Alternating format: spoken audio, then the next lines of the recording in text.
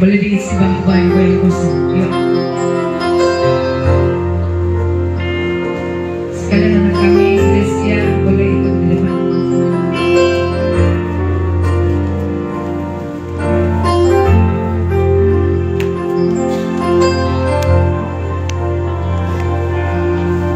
Hari ini kita boleh ada memuji Tuhan, itu kesempatan yang terbaik bagi kita. Ada banyak saudara-saudara kita yang boleh mengalami kurang enak badan atau karena kondisi kerja, mereka mungkin berjuang rindu untuk ibadah tapi belum bisa karena pekerjaan. Tapi kita boleh ada, kita mari kita syukuri, kita boleh pakai waktu ini dengan maksimal. Tuhan Yesus, inilah waktu yang Kau berikan bagi kami. Sepanjang minggu ini kami boleh beribadah pribadi, keluarga.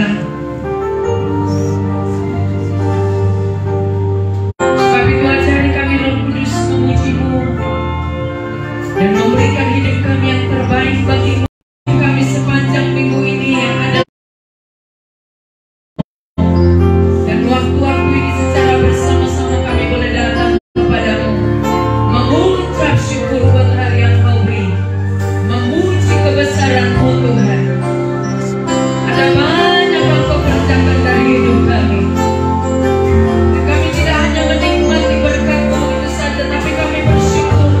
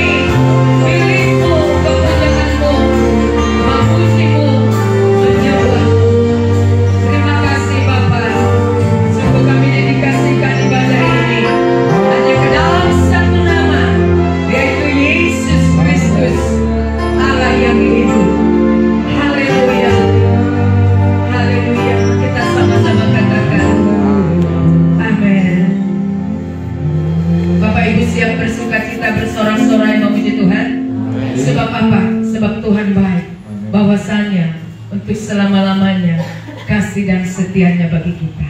Mari kita bawa pujian ini.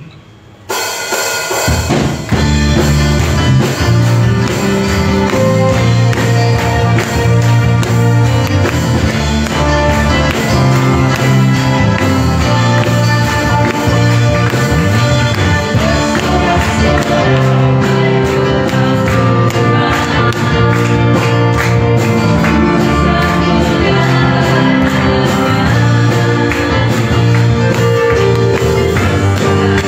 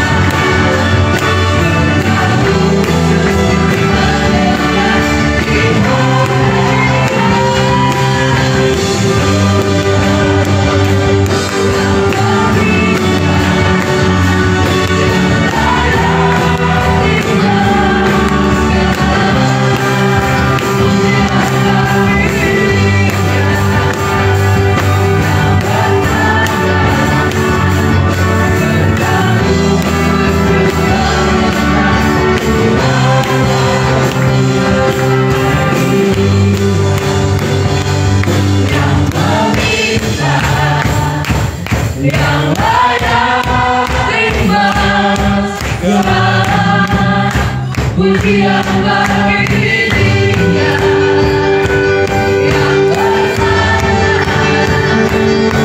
segala puji menelan Dia.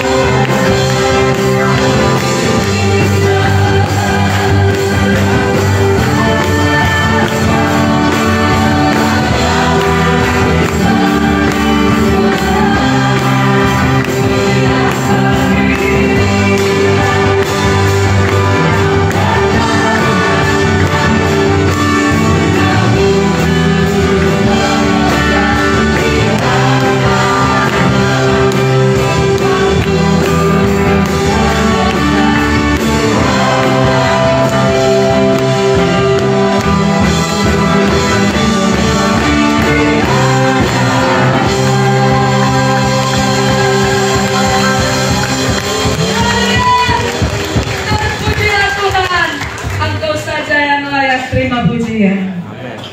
Haleluya. Mari kita terus bersyukur. Bersyukurlah kepadanya sebab Dia raja.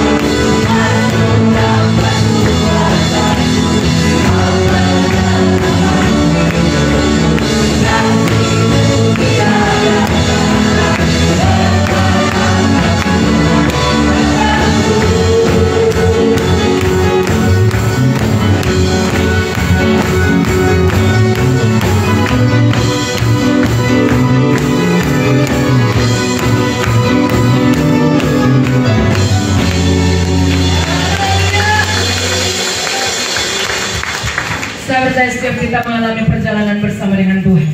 Saya merenungkan di sepanjang minggu ini setiap lutut akan bertelut dan itu firman. Kita terus memuji Tuhan. Namanya Tuhan, dialah menara yang teguh.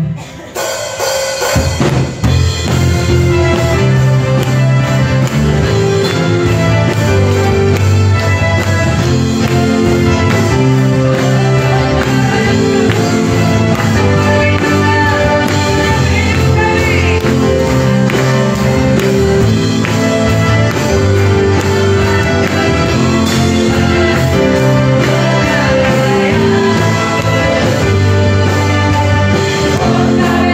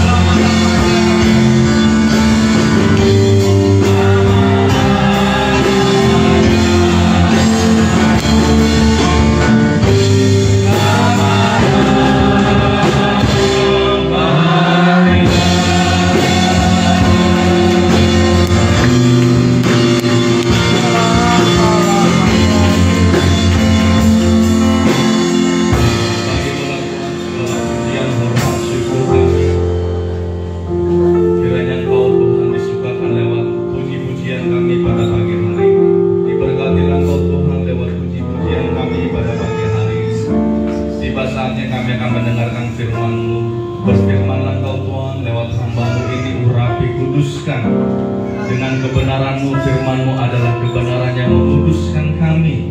Firman-Mu adalah jalan kebenaran. Firman-Mu lah yang menuntun kehidupan kami, Tuhan, agar kami sampai kepada langit baru, bumi yang baru, tanah perjanjian yang Kamu sediakan bagi kami, Tuhan, yaitu di langit baru, bumi baru. Terima kasih, Tuhan. Terima kasih untuk roh hikmat, roh wahyu, roh pengertian yang Kau berikan kepada kami pada pagi hari ini. Dalam nama Yesus, kita yang siap mendengar firman Tuhan, sama-sama kita katakan amin. Silakan duduk Bapak Ibu. Shalom. Selamat pagi. Puji Tuhan. Oleh kemurahan Tuhan, saya dipercayakan kembali oleh Pak Gembala memberitakan firman Tuhan pagi hari ini. Harusnya beliau yang memberitakan firman Tuhan, tapi oleh karena sakit beliau, tiba-tiba sakit, jadi saya yang menggantikan beliau seizin Tuhan dan kemurahannya. Terima kasih buat Bapak Ibu Gembala yang telah mempercayakan saya memberitakan firman Tuhan di pagi hari ini. Bapak Ibu dan saudara-saudara yang terkasih dalam Tuhan, mari kita lihat firman Tuhan di dalam kitab Kolose 1 ayat 20 yang ke-7.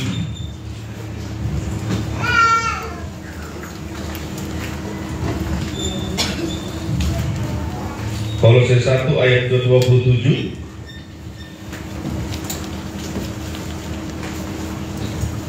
Yang sudah ketemu boleh katakan amin. Firman Tuhan, kepada mereka Allah mau memberitahukan betapa kaya dan mulianya rahasia itu di antara bangsa-bangsa lain, yaitu Kristus ada di tengah-tengah kamu. Kristus yang adalah pengharapan akan kemuliaan. Dalam teks bahasa aslinya, saudara, bukan Kristus ada di tengah-tengah kita, saudara, tapi Kristus ada di dalam kita. Sama-sama bilang dengan saya, Kristus ada di dalam saya. Kristus ada di dalam saya. Yaitu Roh Kudusnya, benih ilahi. Itulah yang memampukan kita, saudara-saudaraku, hidup seperti Tuhan Yesus pernah hidup di muka bumi ini. Itulah yang diberikan Tuhan kepada kita setelah Dia naik ke surga dan mempersiapkan segala sesuatu untuk kita nanti dijemput yang kedua kali. Jadi Kristus ada di dalam kita, yaitu Roh Kudus, Roh Allah, perwakilan Roh Allah yang diberikan kepada manusia untuk bisa hidup dalam seluruh kebenaran firman Tuhan. Nah, kita harus menyadari Bapak Ibu, tanpa Roh Kudus dan firman Tuhan, kita tidak bisa hidup seperti Tuhan pernah hidup di dunia ini. Kita harus menyadari bahwa Roh Allah itu ada dalam pribadi kita. Berarti ada dua roh di dalam pribadi kita, yaitu roh manusia, roh kita, roh manusia yang lahir dari Allah pada waktu kita lahir di dunia ini. Dan satu lagi ada roh Allah, yaitu roh yang memampukan kita, roh Allah, perwakilan roh Allah yang diberikan kepada kita. Ada dua roh dalam pribadi kita, jadi Roh Kudus dan roh manusia. Nah, fungsi Roh Kudus adalah memampukan kita untuk hidup seperti Tuhan Yesus pernah hidup di dunia ini. Fungsi Roh Kudus yang adalah perwakilan Allah Bapa dan Allah Anak, itu adalah perwakilan yang diberikan Tuhan kepada kita supaya kita bisa hidup kudus dan tidak bercacat salah, supaya kita bisa mengasihi sesama, memberkati sesama.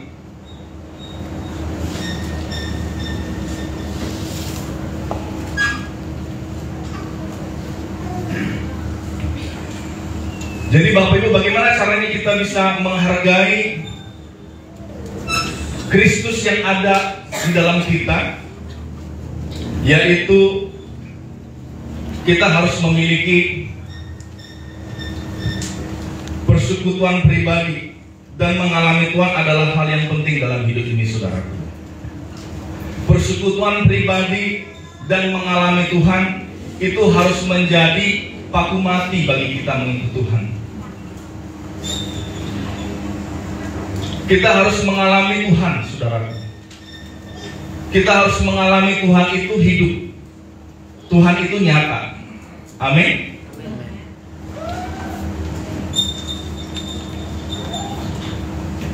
Bagaimana caranya kita mengalami Tuhan? Kita harus menyediakan waktu, saudaraku. Kita harus menyediakan waktu berjumpa dengan Tuhan setiap hari. Selain di gereja, selain hari Minggu, kita harus menyediakan waktu berjumpa dengan Tuhan setiap hari.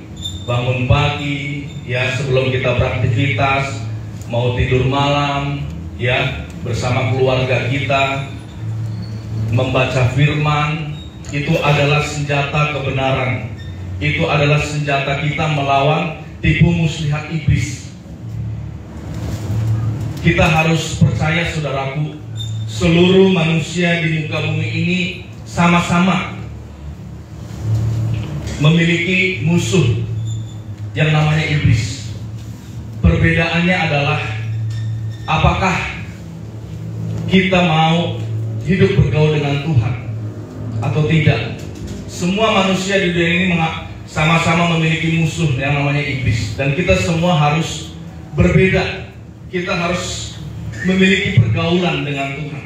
Kita harus menganggap bersekutu dengan Tuhan, mengalami dengan Tuhan itu adalah harga mati, paku mati, yang tidak bisa ditawar-tawar, saudara. Nah, saya akan ingatkan lagi, walaupun firman Tuhan ini kita sudah sering kita dengar. Kejadian 1 ayat 26. Saya percaya firman Tuhan tidak pernah bosan. Dia selalu baru setiap hari. Amin, saudaraku. Kejadian 1 ayat yang ke-26 sampai ke-27. Firman Tuhan, berfirmanlah Allah, baiklah kita menjadikan manusia menurut gambar dan rupa kita, supaya mereka berkuasa atas ikan-ikan di laut dan burung-burung di udara, dan atas ternak, dan atas seluruh bumi, dan atas segala binatang melata yang merayap di bumi. Maka Allah menciptakan manusia itu menurut gambarnya. Menurut gambar Allah diciptakannya dia, laki-laki dan perempuan diciptakannya mereka. Nah, ini adalah rancangan Tuhan dari semula, saudaraku. Sebelum dia menciptakan kita manusia, sebelum dia menciptakan Adam dan Hawa, Tuhan merindukan, Tuhan mempunyai tujuan menciptakan manusia supaya rupa dan gambarnya itu sama juga dengan manusia. Tapi karena manusia lebih memilih bisikan iblis, godaan iblis, maka manusia tidak bisa menjadi serupa dan segambar dengan Tuhan. Bagaimana caranya kita bisa serupa dan segambar dengan Tuhan, Bapak Ibu? Kita harus mengalami Tuhan. Kita harus menjadikan prioritas bersekutu dengan Tuhan, mengalami Tuhan. Kita nggak boleh percaya begitu saja dengar dari kata orang, Tuhan itu baik, Tuhan itu dahsyat, Tuhan itu heran. Boleh, itu sekedar pengetahuan. Tapi kita harus alami, benar gak Tuhan itu baik? Benar gak Tuhan itu nyata? Benar gak Tuhan itu hidup? Walaupun dia tidak bisa dilihat. Nah, salah satu contoh Bapak Ibu, saudara-saudaraku, ciri orang yang mengalami Tuhan adalah memiliki hati yang legowo, memiliki hati yang memberi kesempatan kepada orang lain untuk diberkati, memberi kesempatan orang lain untuk berubah, baik suami istri kita, anak-anak kita, teman kita sekerja, atasan, memberikan kesempatan bagi mereka berubah lewat kehidupan kita. Di dalam kitab Yohanes dikatakan, biarlah Yesus semakin besar dan aku semakin kecil. Rasul Yohanes mengatakan, biarlah Tuhan Yesus semakin besar dan aku semakin kecil. Begitu juga kita, Bapak Ibu. Setiap hari yang kita lewati, biarlah Tuhan Yesus semakin besar lewat hidup kita dan kita semakin kecil. Artinya, kedagingan kita, kodrat dosa yang ada dalam hidup kita itu mati, dan Yesus semakin besar, semakin nyata lewat hidup kita. Amin.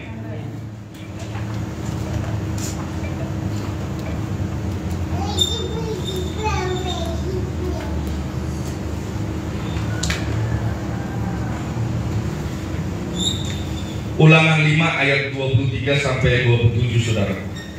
Ulangan 5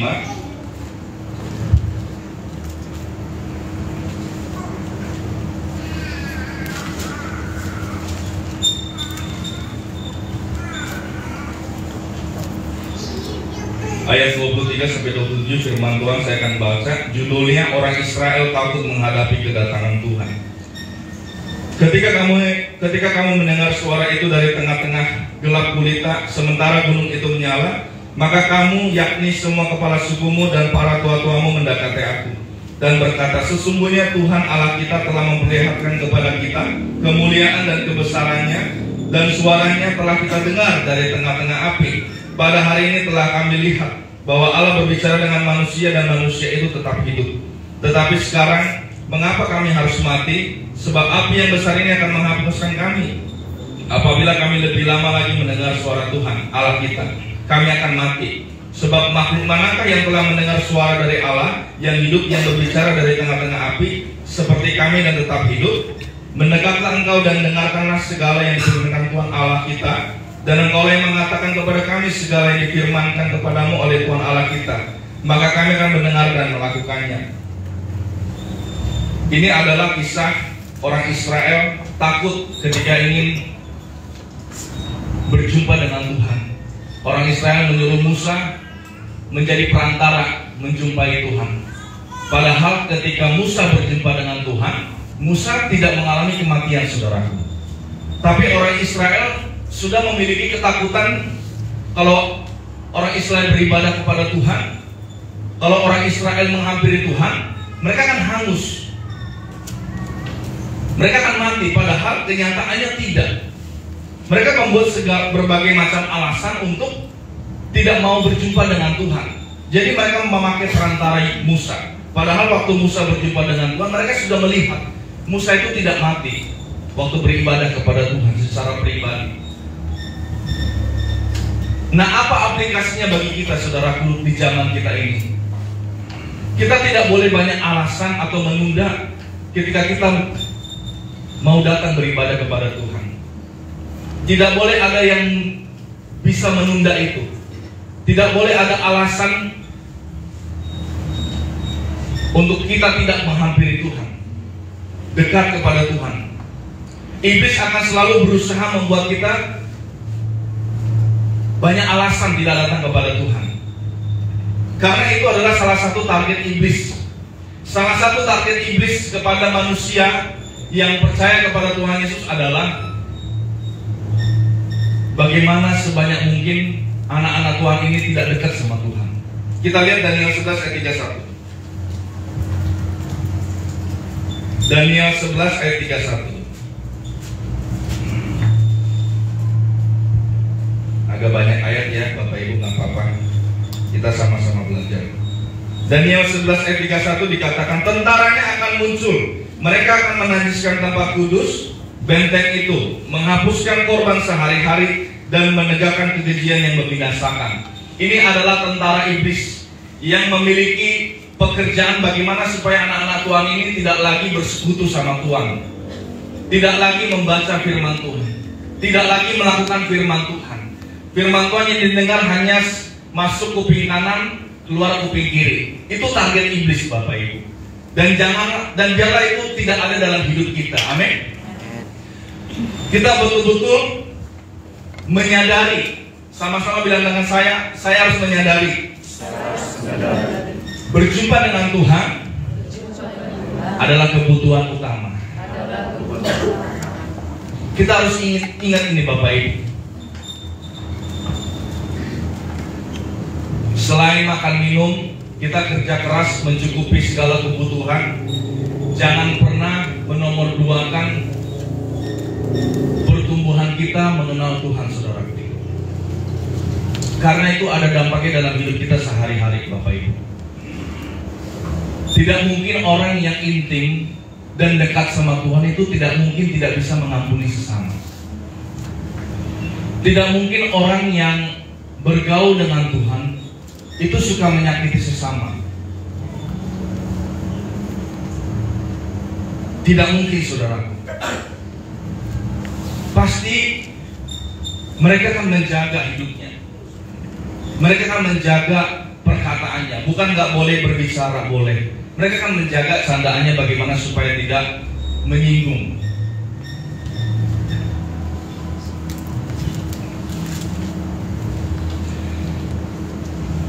Jadi Daniel 11 ayat 31 dikatakan tentaranya akan muncul, mereka akan menajiskan tempat kudus benteng itu, menghapuskan korban sehari-hari dan menegakkan kekejian yang membinasakan. Ini adalah pekerjaan iblis setiap hari bagi kita. Mari kita waspada. Mari kita waspada. Sesibuk apapun Bapak Ibu, sediakanlah waktu kita berjumpa dengan Tuhan, baik secara pribadi maupun secara bersama-sama. Amin. Saya setiap pagi dan setiap malam mau tidur bersama istri dan anak-anak bersekutu dengan Tuhan. Ya, kita menyadari kita nggak bisa menjaga anak-anak kita 24 jam lewat pergaulan di media sosial, pergaulan sehari-hari. Jadi kami kalau mau tidur malam itu Bapak Ibu, kami mezbah bersama keluarga. Lalu anak-anak kami tumpang tangan itu kepala-kepalanya supaya memori-memori dari mereka melihat medsos, ya, main game ataupun bergaul, perkataan-perkataan yang sempat terekam itu kami doakan, kami cabut, kami buang itu ke tubir laut, dilarang memancing. Ya, kami doakan lalu kami berkati pikiran anak-anak kami ini menjadi pikiran Kristus, pikiran yang merenungkan firman Tuhan, pikiran yang tunduk dan taat kepada orang tua. Kami juga memohon hikmat Tuhan juga boleh menjadi contoh, menjadi teladan bagi anak-anak kami dalam perkataan dan perbuatan.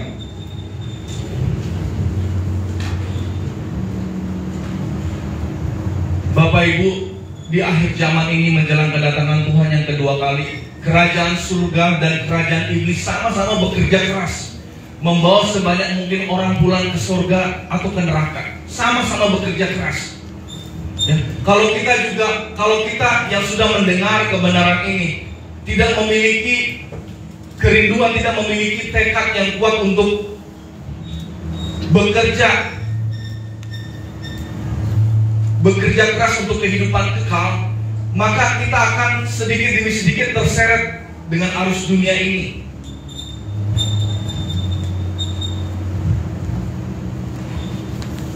Dikatakan tadi Daniel 11 ayat 31, tentaranya akan muncul. Kita semua tahu mentalitas seorang tentara itu nggak mudah menyerah, saudara. Bahkan nyawa pun menjadi kehormatan kalau dia serahkan untuk negara dan bangsanya. Nah, iblis saja punya mentalitas seperti ini, apalagi kita, saudara. Kita adalah tentara-tentaranya Allah. Kita harus kuat, Bapak Ibu. Mari kita lihat Efesus 5, saudara. Minggu kemarin ini kami sharingkan di Komsel, saudaraku, di Komsel Fortuna. Efesus 5 ayat yang ke 16. Efesus 5 ayat 16 firman Tuhan, dan pergunakanlah waktu yang ada, karena hari-hari ini adalah jahat. Firman Tuhan katakan hari-hari ini semakin jahat, bahkan ke depannya. Tapi biarlah kita tidak mengikuti arus dunia ini. Itu sebabnya tadi di awal saya ingatkan Bapak Ibu, bahwa bersekutu dengan Tuhan dan mengalami Tuhan itu adalah prioritas hidup kita. Segala-galanya berjumpa dengan Tuhan. Bapak Ibu boleh merasakan dan perbedakan bagaimana kalau kita berjumpa dengan Tuhan ataupun tidak. Pasti kita bisa merasakan perbedaan itu. Ketika kita mengalami perjumpaan dengan Tuhan, ketika kita menyediakan waktu bersekutu dengan Tuhan, pasti Tuhan akan tambahkan kerinduan kepada Dia untuk mengasihi Tuhan. Pasti Tuhan akan tambahkan kepada kita hati yang mengasihi Tuhan lebih lagi, apapun harganya.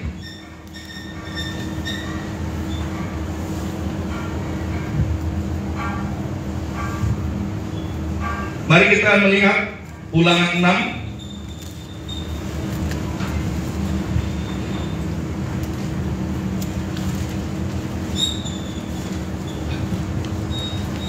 Ulangan pasal yang ke-6 ayat 1 sampai ke 9. Ya, Ulangan pasal ke-6 ayat 1 sampai 9. Judulnya, kasih kepada Allah adalah perintah utama. Inilah perintah, yakni ketetapan dan peraturan yang aku ajarkan kepadamu atas perintah Tuhan Allahmu untuk dilakukan di negeri kemana kamu pergi untuk mendudukinya, supaya seumur hidupmu engkau dan anak cucumu takut akan Tuhan Allahmu dan berpegang pada segala ketetapan dan perintahnya yang kusampaikan kepadamu, dan supaya lanjut umurmu. Maka dengarlah hai orang Israel, lakukanlah itu dengan setia, supaya baik keadaanmu dan supaya kamu menjadi sangat banyak, seperti yang dijanjikan Tuhan Allah nenek moyangmu kepadamu di suatu negeri yang berlimpah-limpah susu dan madunya. Dengarlah hai orang Israel, Tuhan itu Allah kita, Tuhan itu Esa.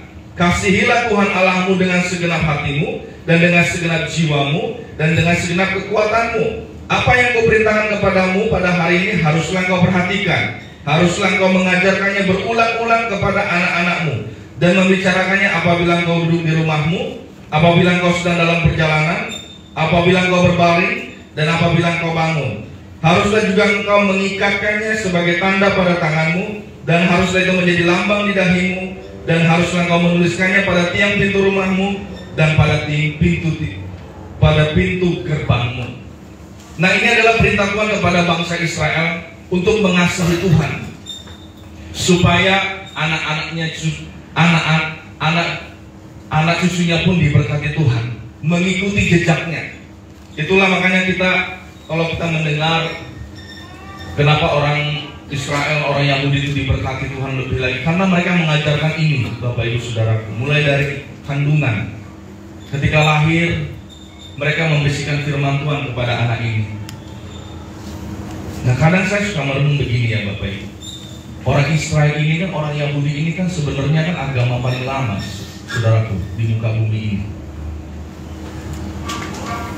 Menurut saya ya, dia lebih dulu ada di bumi ini. Lalu agama Muslim atau agama Kristen. Nah, saya sempat terpikir, entah benar atau tidak,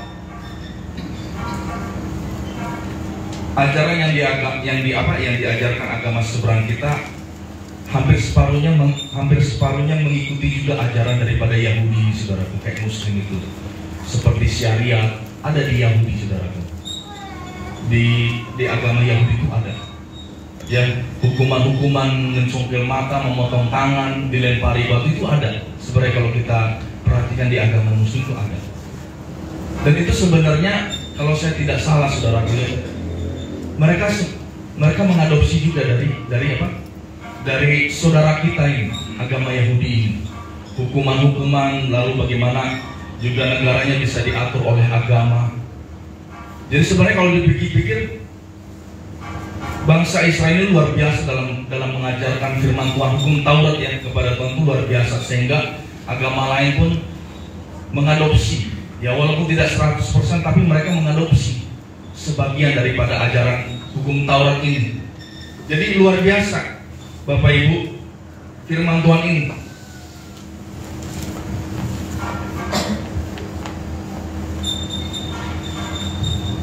Dikatakan ayat yang ke-6, ayat yang ke-5, ya, ayat ke-5, maaf saudara. Kasihilah Tuhan Allahmu dengan segenap hatimu dan segenap jiwamu dan dengan segenap kekuatanmu. Di kitab Perjanjian Baru itu ada ditambahkan, saudara, yaitu mengasihi Tuhan dengan akal budi, dengan pikiran, ya. Jadi bukan berarti yang di kitab Ulangan ini tidak lengkap, tapi cara Tuhan mewahyukan kepada orang Perjanjian Lama dengan orang Perjanjian Baru berbeda, Bapak Ibu. Tapi itu tidak salah. Di Perjanjian Baru ditambahkan mengasihi Tuhan Allahmu dengan akal budimu. Jadi dia ada 4. Kalau saya lengkapi, kasihilah Tuhan Allahmu dengan segenap hatimu, dengan segenap jiwamu, dengan segenap kekuatanmu, dan dengan segenap akal budimu. Di kitab Perjanjian Baru. Nah, kenapa di kitab Perjanjian Baru di zaman kita ini, ya Bapak Ibu, kita harus mengasihi Tuhan juga lewat pikiran kita. Karena pikiran ini adalah medan perang. pikiran adalah medan perang. Perang apa Bapak Ibu? Perang untuk mengasihi Tuhan atau tidak? Akan ada tarik-menarik di dalam pribadi kita, mau mengasihi Tuhan atau tidak setiap hari. Kodrat dosa yang ada di dalam anggota tubuh kita, saudaraku, itu saling berperang di dalam tubuh kita untuk mengasihi Tuhan atau tidak. Itulah yang dikatakan Paulus, ketika dia ingin melakukan yang baik, malah yang jahat dia lakukan. Kenapa? Karena ada kodrat dosa yang masih tinggal dalam tubuhnya, yang selalu berusaha melawan. Ketika kita ada keinginan berbuat baik, selalu itu mencoba digagalkan. Makanya di Filipi 2, kita lihat di Filipi 2. Ya, di Filipi 2 ya.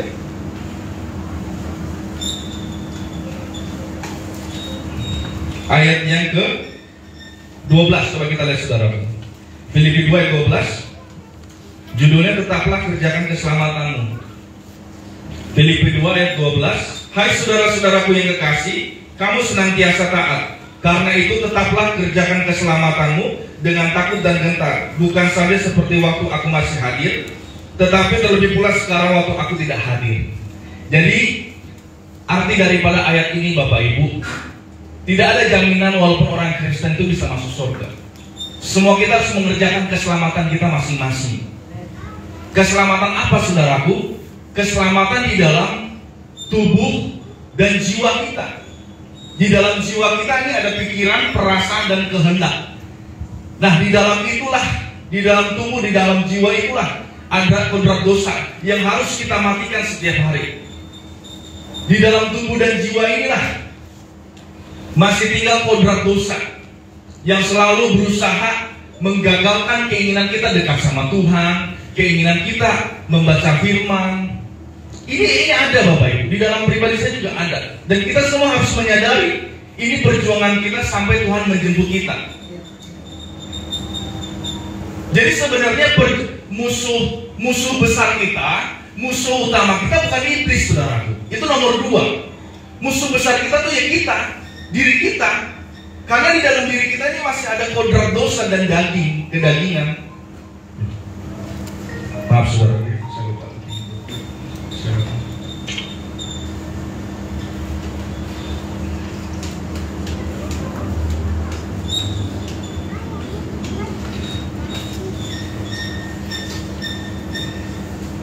Jadi dalam tubuh kita ini ada kodrat dosa, saudaraku. Makanya Tuhan memberikan kepada kita benih ilahi. Tuhan memberikan kepada kita Roh Allah. Apa fungsinya? Menolong kita hidup dalam kebenaran, menolong kita hidup seperti Tuhan Yesus pernah hidup. 1 Yohanes 3 ayat 9 kita lihat. 1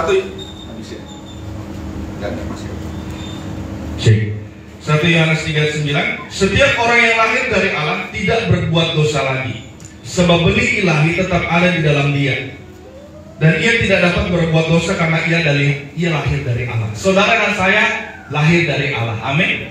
Apanya yang lahir dari Allah? Rohnya. Roh kita semuanya lahir dari Allah.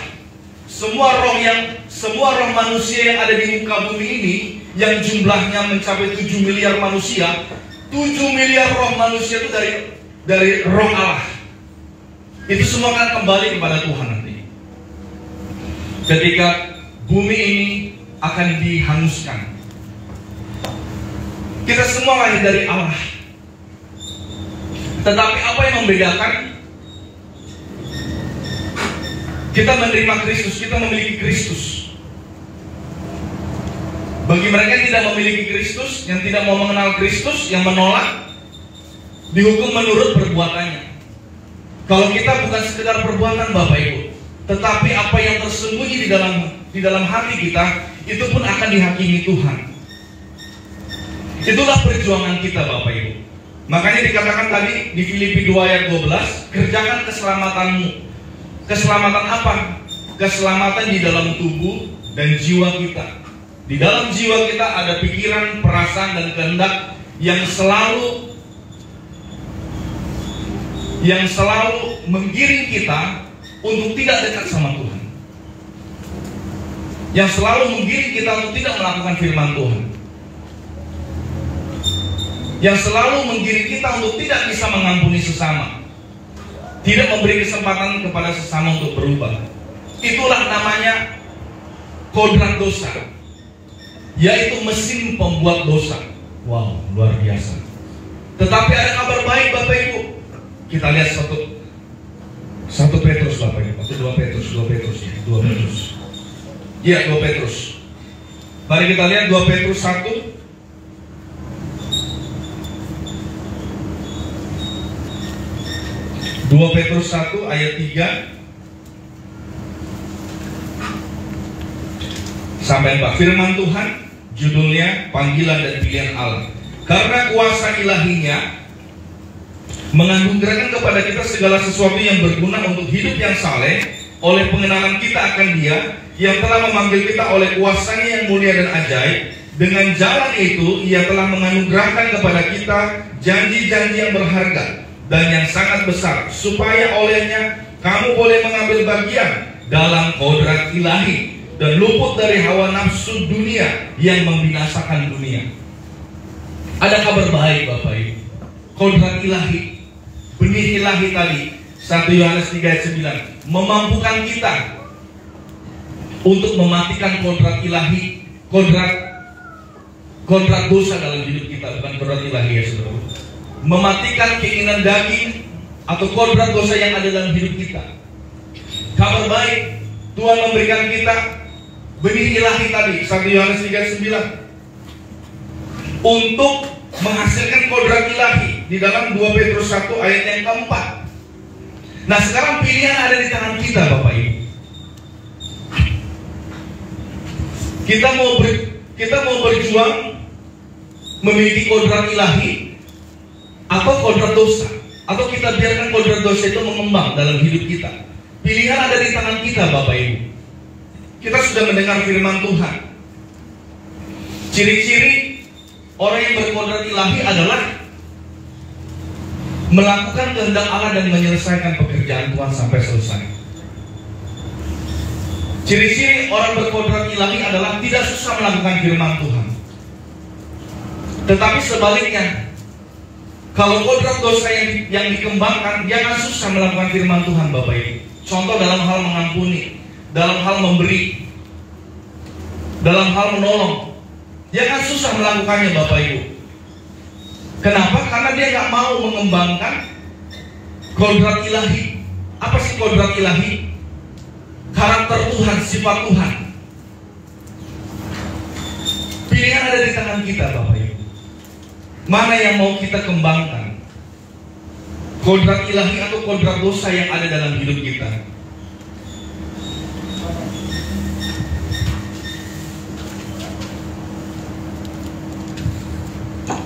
Kita kembali ke Ulangan 6.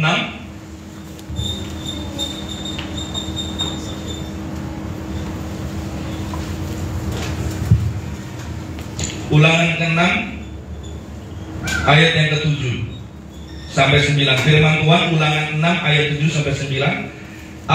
Haruslah kau mengajarkannya berulang-ulang kepada anak-anakmu dan membicarakannya apabila kau sedang duduk di rumahmu, apabila kau sedang dalam perjalanan, apabila kau berbaring, dan apabila kau bangun. Haruslah juga engkau mengikatkannya pada tanda pada tanganmu, dan haruslah itu menjadi lambang di dahimu, dan haruslah engkau menuliskannya pada tiang pintu rumahmu dan pada pintu gerbangmu. Nah ini adalah warisan yang diberikan Tuhan kepada kita, supaya kita teruskan kepada anak-anak kita Bapak Ibu. Tuhan tidak melarang kita mengumpulkan harta, tetapi jangan lupa Bapak Ibu, harta yang paling utama itu adalah kebenaran. Itulah nanti yang akan menyeberangkan kita di langit baru dan bumi yang baru bersama anak-anak kita. Jangan kita berpikir setelah mendengar ini, masih jauhnya Pak Jaka, masih jauh. Jangan Bapak Ibu, Jangan kita menunda-nunda mengenal Tuhan. Ketika kita membiasakan diri menunda mengenal Tuhan setiap hari, maka nanti pada akhirnya kita nggak bisa lagi mengenal Tuhan. Karena penundaan yang diulang-ulang itu akan menjadi sebuah kebiasaan, akan menjadi sebuah karakter, akan menjadi sebuah tabiat. Inilah warisan pengenalan akan Tuhan yang harus kita berikan kepada anak-anak kita.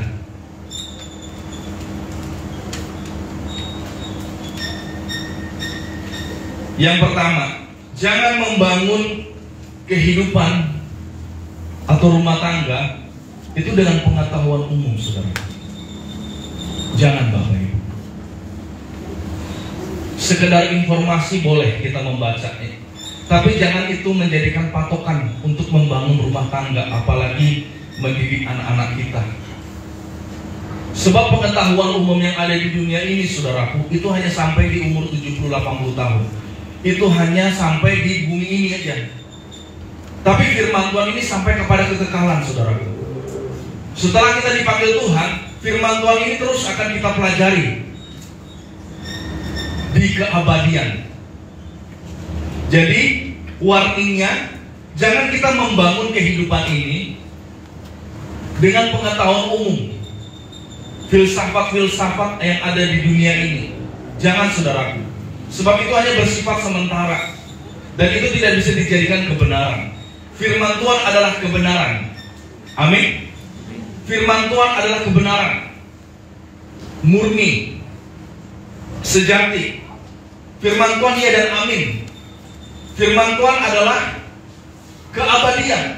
Tapi ilmu pengetahuan umum seperti IPA, PPKN, fisika, matematika, apapun itu hanya bersifat di bumi saja. Jangan bangun hidup kita dengan itu, saudaraku. Sekalipun itu semua diciptakan oleh manusia, tapi itu tidak boleh menjadi patokan kita, saudaraku. Itu tidak boleh menjadi pedoman kita. Yang harus menjadi pedoman dalam hidup kita adalah firman Tuhan. Sama-sama bilang dengan saya, firman Tuhan harus menjadi pedoman dalam hidup saya. Ini harga mati, Bapak Ibu. Makanya kita harus mengenal Tuhan bukan dari kata orang. Kita harus alami Tuhan itu, saudaraku. Kalau kita bilang Tuhan itu baik, apa buktinya? Kita harus ceritakan dari hidup kita. Kalau dari orang, ya itulah pengalaman dia dengan Tuhan. Dari kita bagaimana? Kita harus ceritakan bagaimana Tuhan itu baik, bagaimana Tuhan itu tegas, bagaimana Tuhan itu menghajar anak-anaknya demi sebuah kebaikan, bagaimana Tuhan itu bekerja dalam segala sesuatu untuk mendatangkan kebaikan bagi orang-orang yang mengasihi Tuhan. Kita harus ceritakan apa yang kita alami, saudaraku. Gak boleh kita hanya mendengar. Boleh kita mendengar, tapi itu hanya informasi.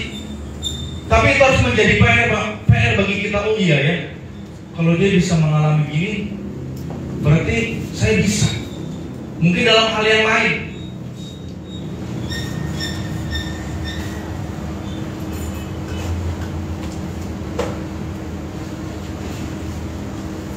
Jadi, mari kita membangun rumah tangga kita membangun kehidupan anak-anak kita lewat firman Tuhan.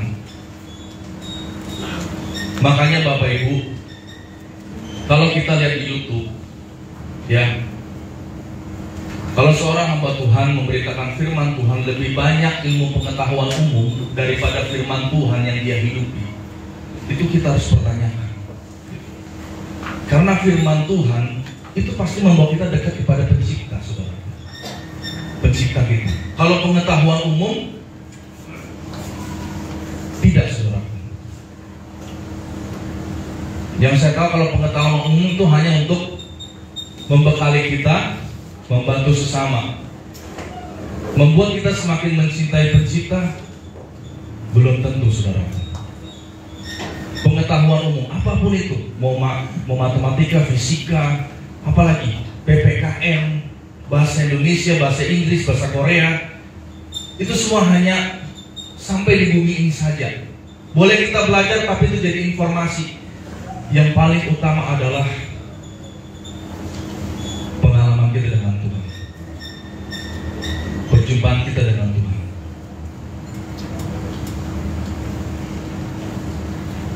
Jadi, mari saudaraku, mari kita membangun kehidupan kita di atas kebenaran firman Tuhan. Apapun dan dimanapun kita bekerja, ya, baik sebagai ibu rumah tangga, kita yang bekerja sebagai kepala rumah tangga, mari kita mencari Tuhan.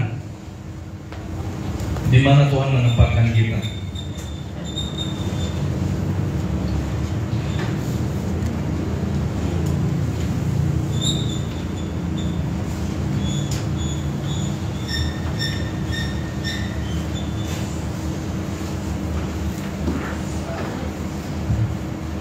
Dosa menghancurkan gaya hidup Allah dalam diri manusia. Dosa menjadi penghalang kita berjumpa dengan Tuhan.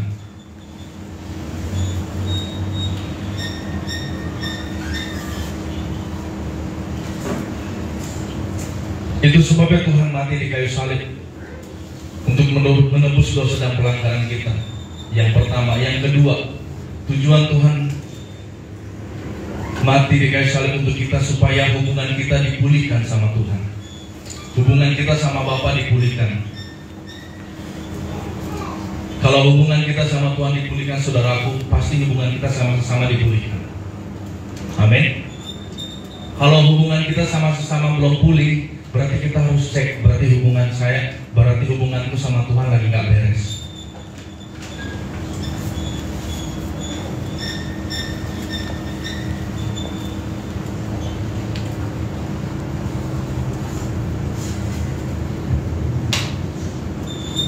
Jadi mari Bapak Ibu, kita bangun hidup kita di atas kebenaran firman Tuhan.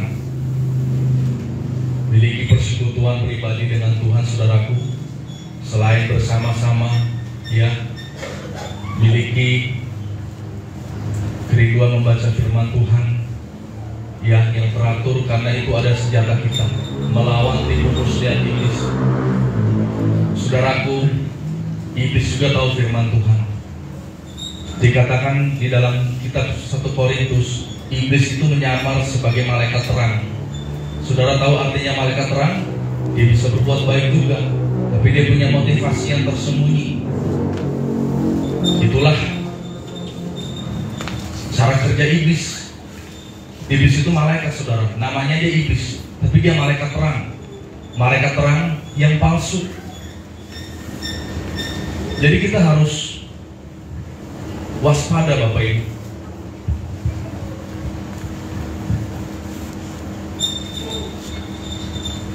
Ayat penutup 1 Petrus 1 ayat 10 sampai 11.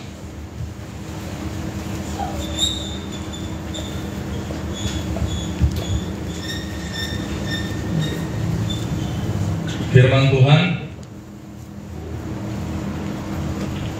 1 Petrus 1 2 Petrus 1 maksudnya. Maaf saudaraku ya, saya salah tulis di sini.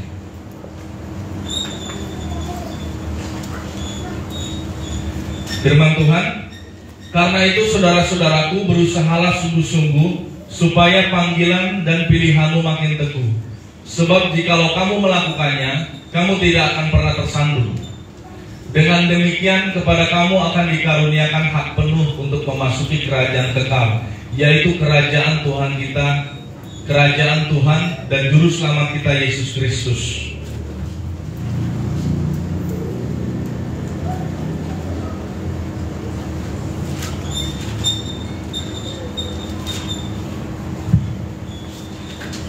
Saya baca lagi, saudaraku, 2 Petrus 1 ayat 10. Karena itu saudara-saudaraku, berusahalah sungguh-sungguh supaya panggilanmu dan pilihanmu makin teguh.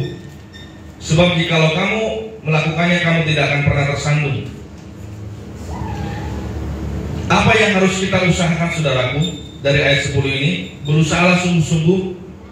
Itu adalah ayat yang di atasnya, dari ayat 1, dari ayat 2 sampai ayat 9. Itu yang harus kita kerjakan dalam hidup ini untuk memiliki kodrat ilahi. Maka upah yang diberikan Tuhan adalah ayat 11. Upahnya dengan demikian kepada kamu akan dikaruniakan hak penuh untuk memasuki kerajaan kekal, yaitu kerajaan Tuhan dan Juru Selamat kita, Yesus Kristus. Ini upah yang disediakan Tuhan. Tapi bagaimana bisa menerima upah ini? Ayat 2 sampai ayat 9 itu yang harus kita perjuangkan selama kita hidup di dunia ini. Coba kita baca ya, dari ayat 2. Bapak Ibu dengar saja. Saya akan baca lagi dari ayat 2. Ini ayat penutup bagi kita. Ayat 3, sorry. Panggilan dan pilihan Allah, 2 Petrus 1 ayat 3 sampai 9. Karena kuasa ilahinya telah menganugerahkan kepada kita segala sesuatu yang berguna untuk hidup yang saleh oleh pengenalan kita akan Dia yang telah memanggil kita oleh kuasanya yang mulia dan ajaib.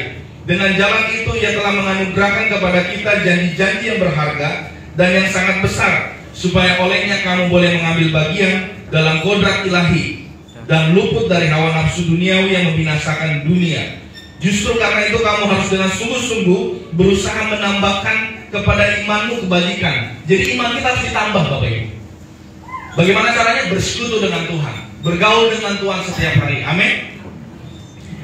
Harus ditambah iman kita, melakukan firman Tuhan, mengalami aniaya karena firman itu cara Tuhan menambahkan iman kepada kita.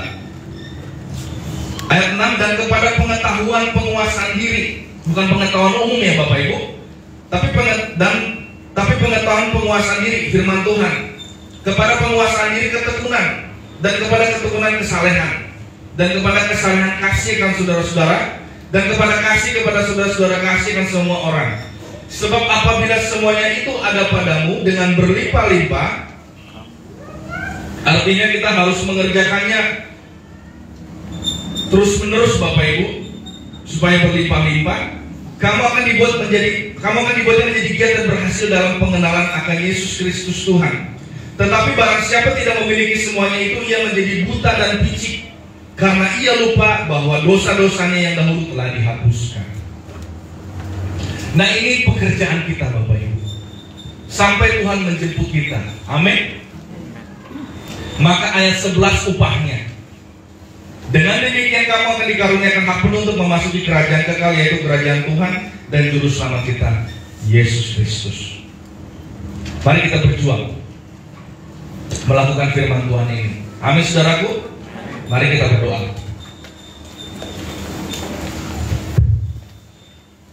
Kami bersyukur Tuhan, firman Tuhan firman-Mu sudah kami dengar pada pagi hari ini. Ajar kami Roh Kudus melakukan firman Tuhan yang sudah kami dengar pada pagi hari ini. Kami meminta pertolongan Roh Kudus supaya kami tidak melewatkan begitu saja firman Tuhan yang kami dengar, tetapi tuntun kami Roh Kudus.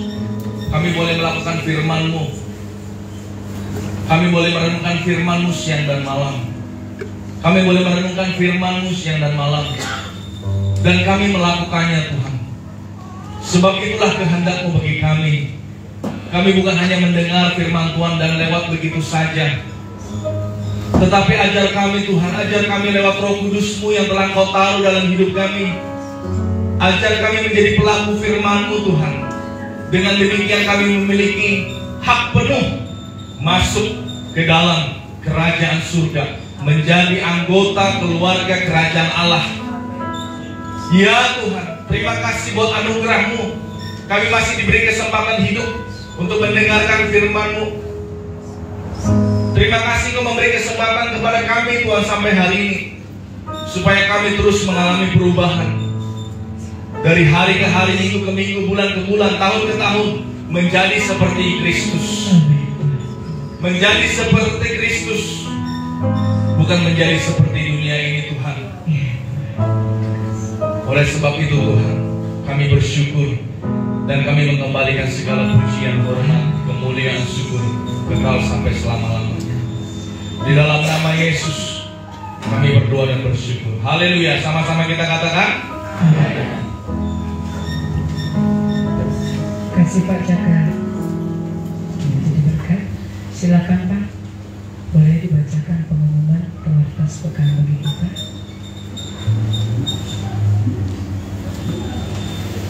Ya.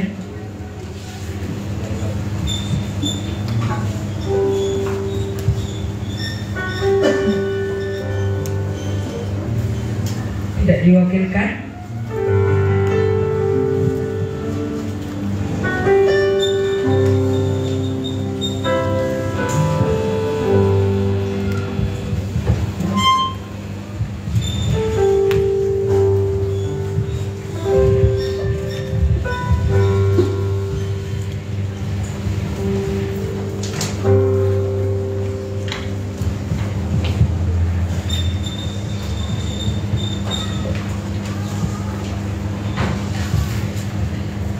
Shalom bagi kita semua. Puji dan Tuhan, kita sudah diberkati lewat kebenaran firman Tuhan dari bacakan. Biarlah Tuhan menambahkan iman sehingga boleh kita menerima kebenaran dengan sukacita. Sebagai pengumuman bagi kita semua untuk minggu sepekan berjalan dengan biasa, bahwa ibadah pertama, ibadah kedua boleh kita lakukan dengan baik, dan hari ini boleh kita lihat bahwa Bapak Gembala kita nggak ada di tempat karena kurang enak badan atau kurang sehat. Mari kita tobat sehingga kesehatan Bapak Gembala dipulihkan oleh Tuhan. Ya, dimanapun kita tinggal, dimanapun kita berada, tetap kita tobat sehingga di hari-hari berikutnya kita boleh bersama-sama memuliakan nama Tuhan.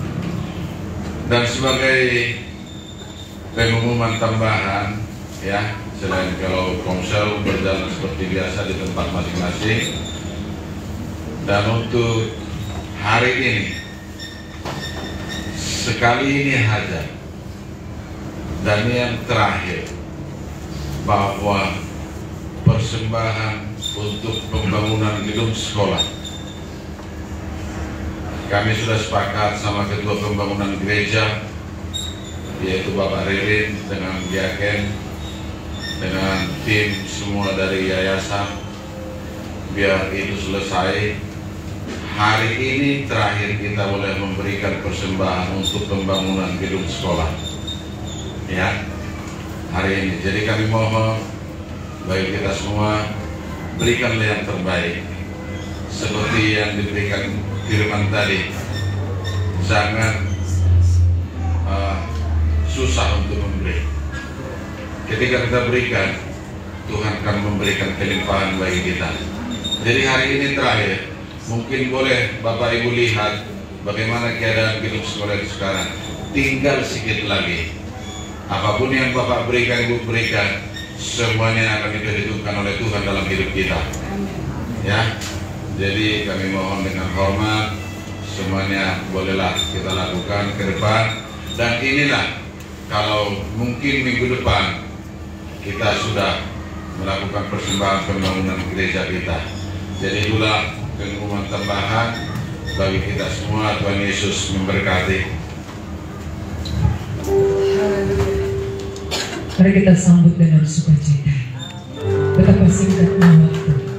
Jikalau minggu depan kita mungkin niat, sekarang sudah ditutup. Demikian juga untuk melakukan firman Tuhan. Saya jemput kita berdiri bersama-sama. Kita bawa pujian ini. Betapa singkatnya umur manusia, singkatnya hari umur manusia.